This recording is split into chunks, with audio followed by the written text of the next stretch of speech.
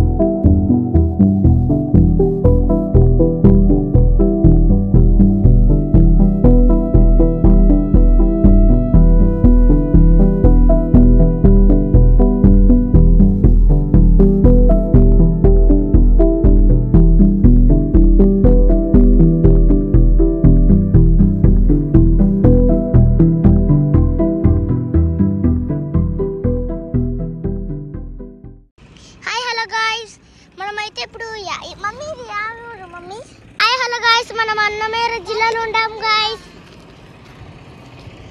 మేమైతే ఫ్యామిలీ ఫామ్లో వచ్చేసాం. బీచ్ కది చెన్నైకి వెళ్తున్నాం గాయస్. వే అయితే చాలా బాగుంది, చూడండి గాయస్.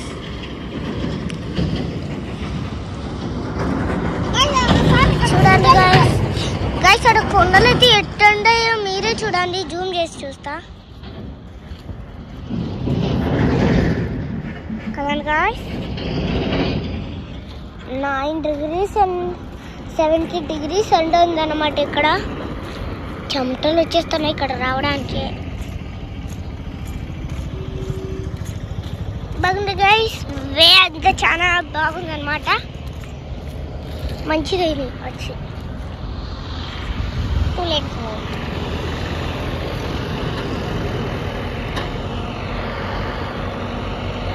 గాయస్, మనమైతే చాలా బాగుంది అనమాట.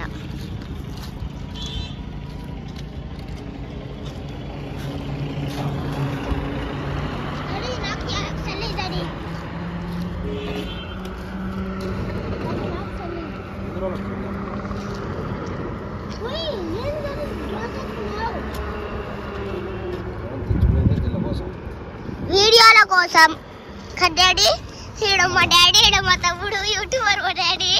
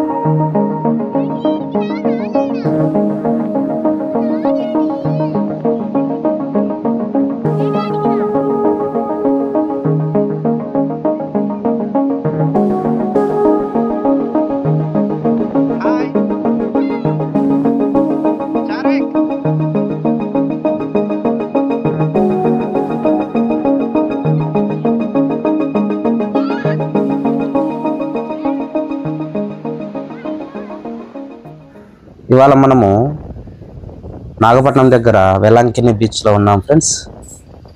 వెలంకిని బీచ్లో స్నానం అయిపోయి చేసుకుని బయటకు వస్తే ఈ విధంగా రకరకాల ఎండు చేపల్ని మనకు అందుబాటులో ఉంచుతున్నారు. చూడండి, ఇవి చూడండి, పెద్ద పెద్ద ముక్కలు సొర చేపలు ఉన్నట్టున్నాయి.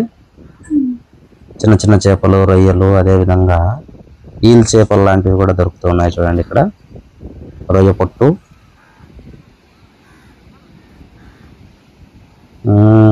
వీళ్ళని వీడియో తీసుకోవచ్చు అంటే తీసుకోవచ్చు అన్నారు. మీరు వీడియో తీసుకోవడమే కానీ కొనుక్కోవడమే ఉండదు అన్నట్లు ఒక ఎక్స్ప్రెషన్ అయితే ఇచ్చారనుకోండి, అది వేరే విషయము. రకరకాల చేపలు, రొయ్యలు, స్క్విడ్ చేపలు కూడా ఇక్కడ మనకు ఎండు చేపల్లా ఎండబెట్టి మనకు అవైలబుల్లో ఉంచుతున్నారు. ఇక్కడ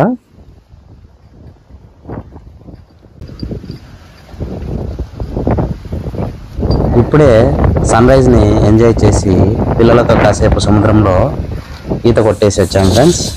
ఇక రూమ్కి వెళ్ళి ఒంటికి పట్టిన ఉప్పును అదేవిధంగా తీసుకొని వదిలించుకోవాలి. ఇది చూడండి, సొరచేప మాంసంలాగా ఉంది కదా, వీటిని కూడా ఎండబెట్టారు బాగా.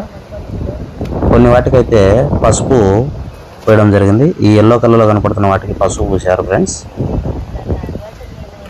సో ఇక్కడ నుండి వెళ్ళి మనము స్నానం చేసి గుడికి అయితే వెళ్ళాలి.